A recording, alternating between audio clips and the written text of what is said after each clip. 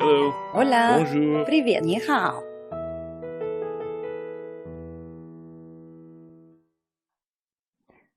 Hello and welcome to Language with Chu.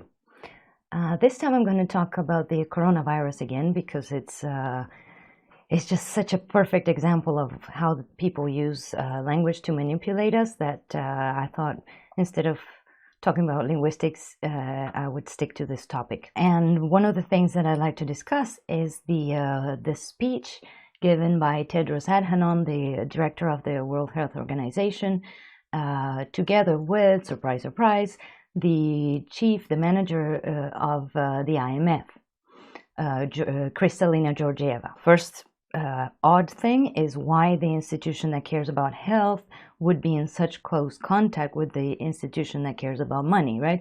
Well, if you see only good intentions, obviously it makes sense because the confinement and all these draconian laws that they're putting in place are hurting the economy.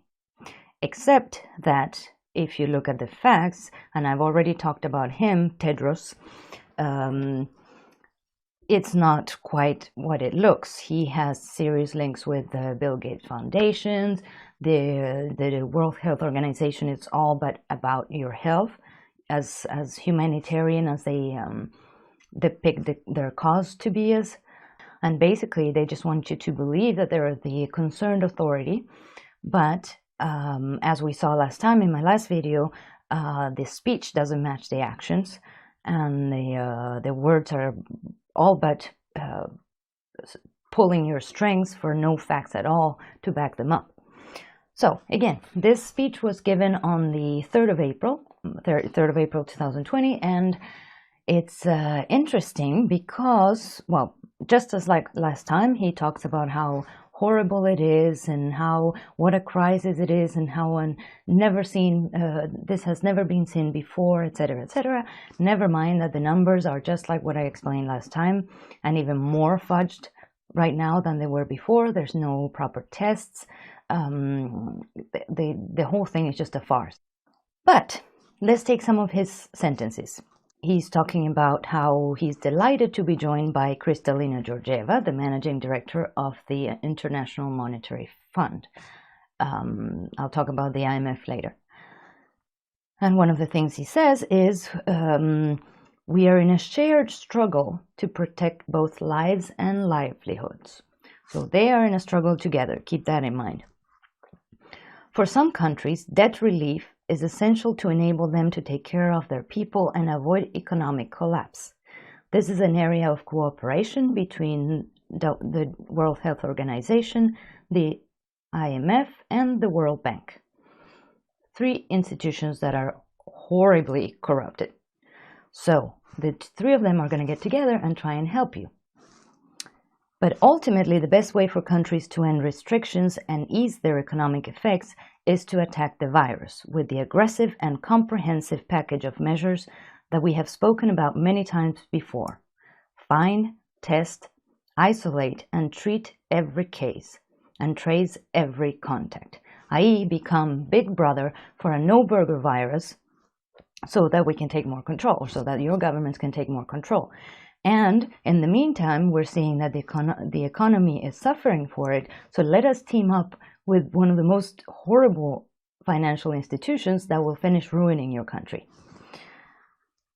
Next, if countries rush to lift restrictions too quickly, the virus could resurge and the economic impact could be even more severe and prolonged. So here we have a guy who is supposedly concerned about health, talking about economics and telling the governments to not lift restrictions too quickly because the economic impact would be greater. Where is his concern about health? Next, so he talks about how some countries started giving free testing and free care, etc. All beautiful for a virus that is no more than the flu.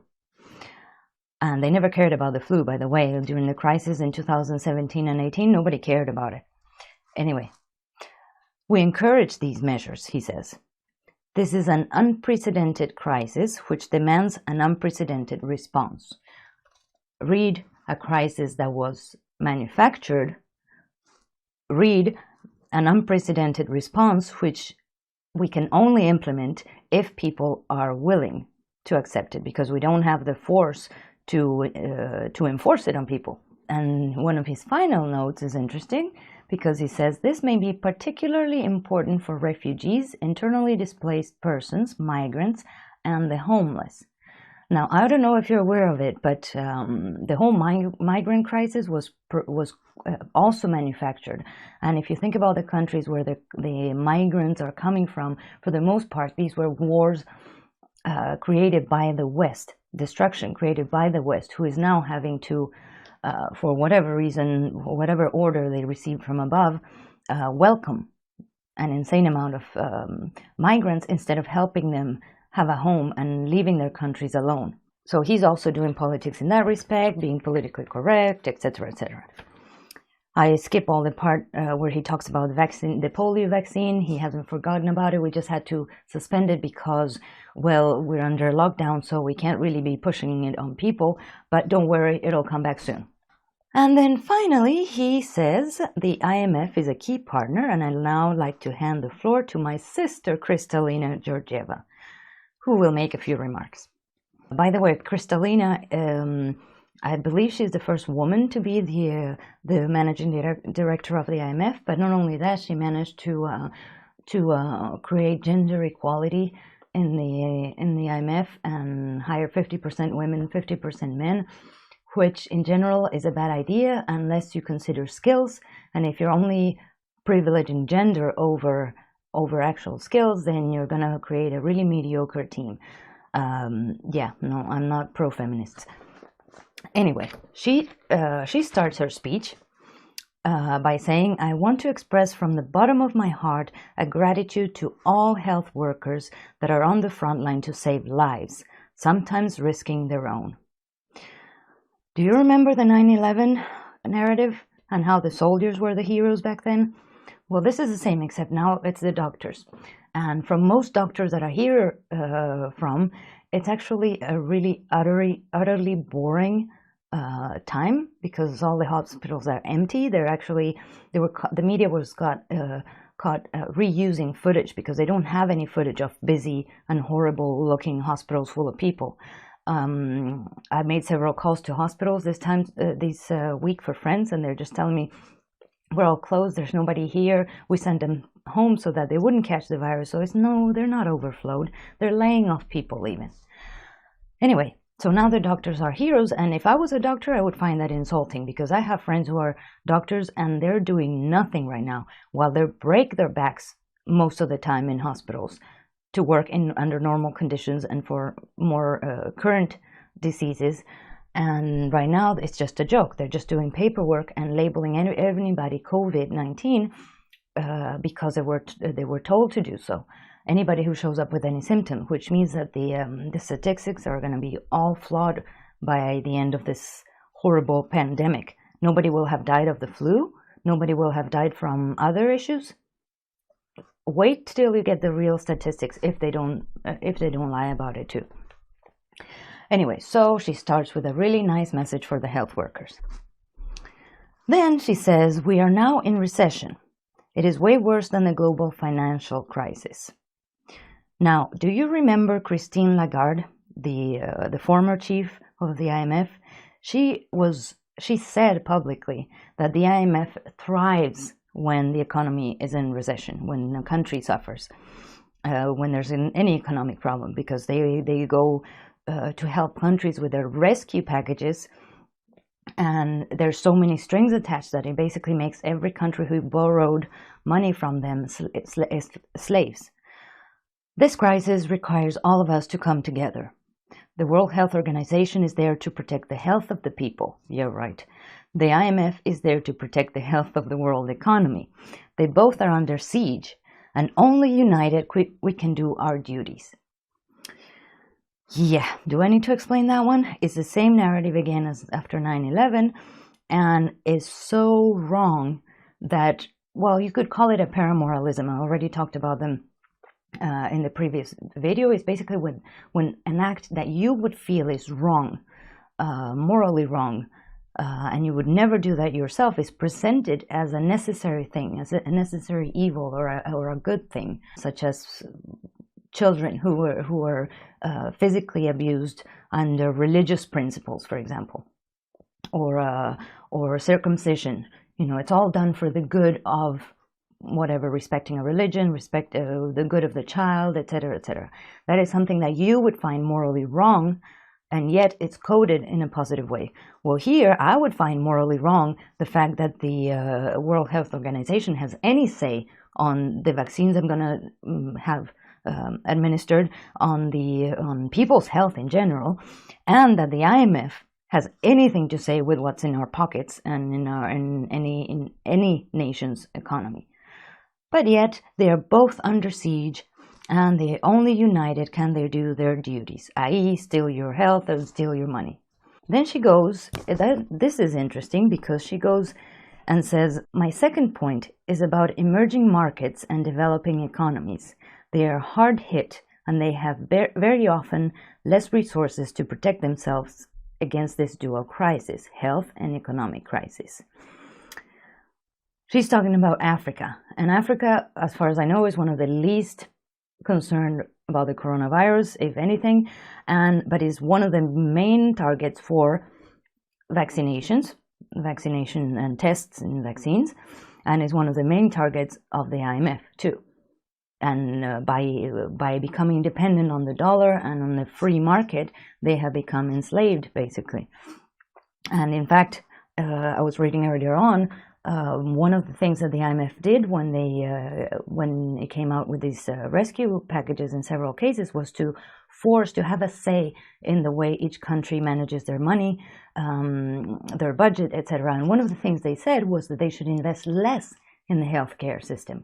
Well, now they're telling them, drop everything and invest everything in the healthcare system, will help you. Yeah, but at what cost? With what interest? I don't know enough about the IMF to keep talking about it, but there's a really interesting book by Ernst Wolf, and it's called Pillaging the World, The History and Politics of the IMF. So if you're interested, I would recommend that you read that. Blah, blah, blah. Well, there's so much in her speech that is even worse than Tedros's, that I can't comment on everything, but this one is priceless. The same way the virus hits vulnerable people with medical preconditions hardest, the economic crisis hits vulnerable economies the hardest. So see, she keeps making these comparisons between the health of the people and the economic, the health of each country's economy, or the virus and the economic crisis, except there is no comparison to make because, well, actually there is, because both of them are, in a sense, manufactured. Both the virus crisis and the economic crisis, because one wouldn't go without the other. Except she's making it sound like nobody's at fault, that it's just, it's just what happens. Never mind that she's talking about countries who are, quote, highly dependent on commodity exports, which is exactly what the IMF did to them.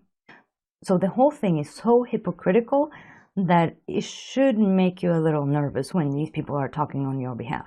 And then finally she talks about, we have never seen such a growing demand for emergency financing, i.e. like the rescue packages with high interest, and that just basically put a chain on each country that borrows from them. And according to her, already 90 countries have been placing requests to the IMF for it. And she ends with a very nice note. Remember, this is a nice looking lady, she's not, she kind of inspires a sort of like a motherly feeling and stuff. And just remember who she works for. She says, let me finish by saying that this is, in my lifetime, humanity's darkest hour, a big threat to the whole world. And it requires from us to stand tall, be united, and protect the most vulnerable of our fellow citizens on this planet. Well, she may have a point there, except not because of what she's saying, and not because of all the lies she's spewing, but this may be humanity's darkest hour, and I don't know. I mean, because people are buying into such a lie, and because it has such a global impact, you have to wonder what's coming next. but it's not the darkest hour because of this no burger virus. That I can assure you of. So there you go. Two authorities that are supposedly representing us and protecting us are working behind the scenes, and this is just the people you hear. And these are the people supposedly advising governments right now. So look into their backgrounds and don't let them play on your empathy, on your good feelings for other people, on your fear of death. Just don't let them do it, because the facts don't match what they're saying. And one way they can manipulate language is by using all these flowery words and, oh, the health workers are heroes, and this is a horrible situation, and etc., etc. While in fact it's all created, and you're just at home waiting for the thing to subside, while there is no big thing out there. So there you go. That's one way to look at a speech nowadays. And then remember that these guys are influencing the media too. They're not the only ones, but whenever you read stuff that relates to what I just spoke about, remember that the people behind those words are really not your friends. Last week, Dr. Michael Ryan, he's a leader at the World Health Organization, announced that in response to the spread of this virus, authorities may have to enter people's homes and remove family members, presumably by force. In most parts of the world, due to lockdown, most of the transmission that's actually happening in many countries now is happening in the household, at family level.